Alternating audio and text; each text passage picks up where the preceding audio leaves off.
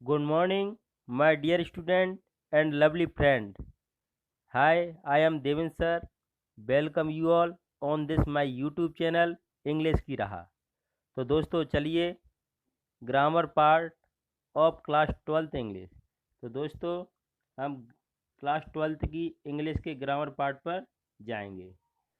तो आइए दोस्तों, आज मैं आपको टेंस के बारे में बताऊंगा। तो टेंस के बारे में पढ़ने से पहले उससे भी पहले कुछ बेसिक पढ़ेंगे। बेसिक में हम सब्जेक्ट, वर्ब, ऑब्जेक्ट और अदर वर्ड के बारे में जानकारी लेंगे। तो सबसे पहले हम वर्ब को क्लियर करना चाहेंगे। वर्ब क्या होती है? वर्ब को हम एक्शन, पोजीशन, हैपनिंग, वर्ब क्या दर्शाती है? एक्शन को दर्शाती है, पोजीशन को दर्शाती है, हैपनिंग को दर्शाती है। चलो आइए एग्जाम्पलों से समझते हैं। पहला एग्जाम्पल है ही प्लेस क्रिकेट, वो क्रिकेट खेलता है। तो यहाँ पर प्लेस है। तो प्लेस क्या है यहाँ पर दोस्तों? एक्शन वर्ब है, क्योंकि इसमें काम करना पड़ता है। एक्शन मतलब कार्य करना, तो इसमें प्ले मतलब खेलने में कार्य करना पड़ता है, एक्शन वर्ब है। तो दोस्तों वर्ब कोई छोटा मोटा टॉपिक तो है नहीं, ये बहुत बड़ा टॉपिक है। तो हम थोड़ी ब्रीफ में जाना चाहेंगे। ही हैज ए कार, उसके पास एक कार है। तो यहाँ पर हैज है, वो क्या है? पोजीशन को दर्शा रही है कि उसके पास, पोजीशन मतलब अधिकार को दर्शा रही है, उसके पास एक कार है। तो ये पोजीशन वर्ब हैज यहाँ अप्लाई की गई है। अब दोस्तों आते हैं last example, he is a teacher. तो यहाँ पर इज क्या है? वह है, क्या है? एक शिक्षक है। तो यहाँ पर इज है जो हैपनिंग को दर्शा रही है। क्या दोस्तों? होने को, हैपनिंग को दर्शा रही है। तो यहाँ पर इज क्या है? हैपनिंग वर्ब है। चलो आइए दोस्तों आगे देखते हैं वर्ब के बारे में। अब सभी के माइंड में एक क्वेश्चन उठता है कि वर्ब कितनी प्रकार की होती हैं। तो हम यहाँ पर सिर्फ और सिर्फ 12th के प्रति हेल्पिंग वर्ब और मेन वर्ब पर ध्यान देंगे। तो हेल्पिंग वर्ब और मेन वर्ब कैसे पहचाने, ये सभी के माइंड में एक कॉमन क्वेश्चन उठता है। चलो हेल्पिंग वर्ब और मेन वर्ब में क्या अंतर है, इसको कैसे पहचाने। Helping verb versus main verb, यानी कि दोनों में क्या है अंतर। सी इज ए डॉक्टर, वह है, क्या है? एक डॉक्टर है। तो यहाँ पर इज है, वो क्या है? तो यहाँ पर दोस्तों अगर आपको एक बात बता दें, आपको सिंगल वर्ब दिखे, यानी कि एक वर्ब दिखे वो, तो वो वर्ब सिर्फ और सिर्फ मेन वर्ब होगी, न कि वो हेल्पिंग वर्ब। आई बात समझ? तो यहाँ पर इज क्या है? एक सिंगल वर्ब है। तो सिंगल वर्ब होने पर मैंने आपको अभी बताया है कि जी मेन वर्ब है दोस्तों। यहाँ पर इज क्या है? मेन वर्ब है। नेक्स्ट एग्जाम्पल है दोस्तों, सी इज ईटिंग एन एप्पल, वह खा रही है, क्या खा रही है? एन एप्पल, यानी कि एक सेब खा रही है। तो दोस्तों इज यहाँ पर वर्ब है, ईटिंग भी यहाँ पर वर्ब है। तो यहाँ पर दो वर्ब हैं। अगर दो वर्ब दिखने पर किसी भी सेंटेंस में, तो आप पहली को हेल्पिंग वर्ब और सेकंड को मेन वर्ब समझें। ये बात का आपको विशेष ध्यान रखना है। तो यहाँ पर इज है, तो इज यहाँ पर हेल्पिंग वर्ब है। और यहाँ पर ईटिंग क्या है दोस्तों? ये आपकी मेन वर्ब की तरह कार्य करेगी। तो दोस्तों अभियाल यहाँ पर इज क्या थी? Main verb. अब इज क्या बन गई? Helping verb. जो कब बनी थी? जब वर्ब, दो वर्ब आने पर तो पहली को हेल्पिंग वर्ब और सेकंड को मेन वर्ब मानना है। चलो आइए और एग्जाम्पल देखते हैं। सी हैज ए बाइक, उसके पास एक बाइक है। तो यहाँ पर सिर्फ और सिर्फ क्या दिख रही है आपको? एक वर्ब दिख रही है। तो दोस्तों जी क्या है? मेन वर्ब है। सी हैज ब्रोकन द चेयर, उसने तोड़ दी है, क्या? एक कुर्सी, उसने एक कुर्सी तोड़ दी है। चलो आइए, यहाँ पर दो वर्ब दिख रही हैं, एक हैज वर्ब है, एक ब्रोकन वर्ब है। तो यहाँ पर दो वर्ब होने पर पहली क्या है, हेल्पिंग वर्ब, और सेकंड क्या है इसमें, मेन वर्ब। तो यहाँ पर हैज ऊपर वाले से मेन वर्ब है और नीचे के में हेल्पिंग वर्ब है। नेक्स्ट एग्जाम्पल देखते हैं दोस्तों। चलो आइए, दूसरा एग्जाम्पल, नेक्स्ट एग्जाम्पल है, सी प्लेस हॉकी। वह खेलती है, व्हाट, क्या खेलती है, हॉकी खेलती है, वो हॉकी खेलती है। तो यहाँ पर दोस्तों जो प्ले है, प्लेस सिंगल है, तो सिंगल होने पर जो वर्ब है सिंगल है, तो ये क्या है दोस्तों, मेन वर्ब है। ओके दोस्तों, सी डज प्ले हॉकी, सॉरी ये सेंटेंस थोड़ा मिसप्रिंट है, थोड़ा गलत है, इसको सही लिख देता हूँ मैं पहले। दोस्तों मैंने सही कर दिया है, सी डज नॉट प्ले हॉकी, वह हॉकी नहीं खेलती है। तो यहाँ पर डज भी वर्ब है और प्ले भी वर्ब है। तो यहाँ पर डज क्या हो गई, हेल्पिंग वर्ब, और जी क्या हो गई, प्ले मेन वर्ब। ओके दोस्तों, तो एक नोट है दोस्तों, है कॉन्क्लूजन मैंने अभी निकाला है कि ये एक्शन वर्ब है वो क्या, हेल्पिंग वर्ब कभी भी नहीं हो सकती। एक बात का विशेष ध्यान देना है कि जो एक्शन वर्ब है वो कभी भी हेल्पिंग वर्ब नहीं हो सकती है।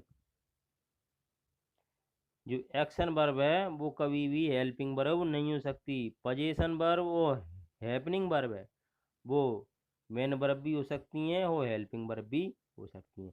एक्शन वर्ब सिर्फ और सिर्फ मेन वर्ब होती हैं। तो अब सब्जेक्ट के बारे में जानकारी ले लेते हैं। आपको मेन वर्ब समझ में आ गई होगी और हेल्पिंग वर्ब में अंतर भी समझ में आ गया होगा। अब देखते हैं सब्जेक्ट, कि एक्चुअली सब्जेक्ट होता क्या है। मैंने अभी याल बताया है कि वर्ब होती है वो एक्शन को रिप्रेजेंट करती है, ये बात समझ में आ गई आपको। वर्ब होती है वो पोजीशन को रिप्रेजेंट करती है, ओके ये भी समझ में आ गया। वर्ब होती है वो हैपनिंग को भी दर्शाती है, ये भी बात आपको समझ में आ गया होगा, है। तो एक्शन को करने वाली, क्या दोस्तों, एक्शन को जो करता है वो डूअर होता है। डू मतलब होता है करना, और मतलब करने वाला, यानी कि करने वाला यानी कोई काम करने वाला, वो एक्शन को रिप्रेजेंट करेगा। पोजीशन मतलब अधिकार या अधीन का भाव या कब्जे का भाव, इसको दर्शाने के लिए होल्डर की जरूरत होती है। किसको होल्ड करने वाला कौन है पोजीशन का, तो इसमें होल्डर को दर्शाया जाता है। हैपनिंग में क्या है, ये क्या रिप्रेजेंटर होता है, सिर्फ और सिर्फ इसको रिप्रेजेंट करता है। ही ये डॉक्टर, तो एज क्या है यहाँ पर, ही को रिप्रेजेंट कर रहा है। तो यहाँ पर एज क्या है, यहाँ पर वर्ब जो कि हैपनिंग को दर्शा रही है। तो यहाँ पर सब्जेक्ट क्या हो जाएगा, ही, जो कि रिप्रेजेंटर है एज का। ओके दोस्तों, तो दोस्तों एक्शन को डूअर, पोजीशन को होल्डर, हैपनिंग को रिप्रेजेंटर दर्शाएगा। तो चलिए आइए दोस्तों, अब सभी के डूअर, होल्डर और रिप्रेजेंटर, इनका अगर हम टेक्निकल नाम रखें तो ये दोस्तों क्या हो जाएगा, टेक्निकल नाम रखें तो ये सारा हो जाएगा सब्जेक्ट। तो एक सब्जेक्ट होता है वो एक रिप्रेजेंटिव वर्ब है, वर्ब को रिप्रेजेंट करता है। ऑब्जेक्ट क्या होता है, व्हाट और हुम से वर्ब की एक्सप्लेनेशन की जाए, यानी कि explanation of a verb by what or whom is known as the object. मतलब बहुत सिंपल तरीके से आपको बताया है। अदर वर्ड क्या है, सब्जेक्ट, वर्ब और ऑब्जेक्ट को छोड़ करके वो अदर वर्ड माने जाते हैं, इनको दूसरे शब्द भी बोल देते हैं। जो कुछ मैंने अभी पढ़ाया है उसकी शॉर्ट ट्रिक बनाते हैं, है। तो सबसे पहले किसी भी सेंटेंस में आपको मेन वर्ब देख लेनी है, और फिर मेन वर्ब से क्या बोलना है, हु, मतलब कौन, यानी कि तुझको करने वाला कौन है, हु। तो उससे क्या, हु बोलने से, हु मतलब कौन या किसने, उससे आपको सब्जेक्ट के बारे में जानकारी मिल जाएगी। सब्जेक्ट कहीं पर भी पढ़ा रहे लेकिन आपको सब्जेक्ट आपने आपके सामने ही उपस्थित हो जाएगा। फिर उसी मेन वर्ब से आपको बोलना है व्हाट, मतलब क्या है, क्या। उससे आपको ऑब्जेक्ट के बारे में जानकारी मिल जाएगी। लेकिन दोस्तों वो ऑब्जेक्ट निकलेगा सिर्फ और सिर्फ नॉन लिविंग थिंग या निर्जीव चीज निकलेगी। और दोस्तों उसी मेन वर्ब से अगर हुम मतलब किसे या किसने, सॉरी किसे, हुम मतलब किसे या किससे, इस तरह क्वेश्चन करेंगे तो आपको ऑब्जेक्ट ही मिलेगा, लेकिन वो ऑब्जेक्ट होगा आपको सजीव मिलेगा। और सब्जेक्ट ऑब्जेक्ट और मेन वर्ब इनको छोड़ करके बाकी जो वर्ड बचे होते हैं उनको अदर वर्ड की कैटेगरी में डाल दिया जाता है। चलो आइए एग्जाम्पल से समझते हैं हम जितना जो मटेरियल है उसको। तो दोस्तों फर्स्ट एग्जाम्पल है, they teach you English at his home.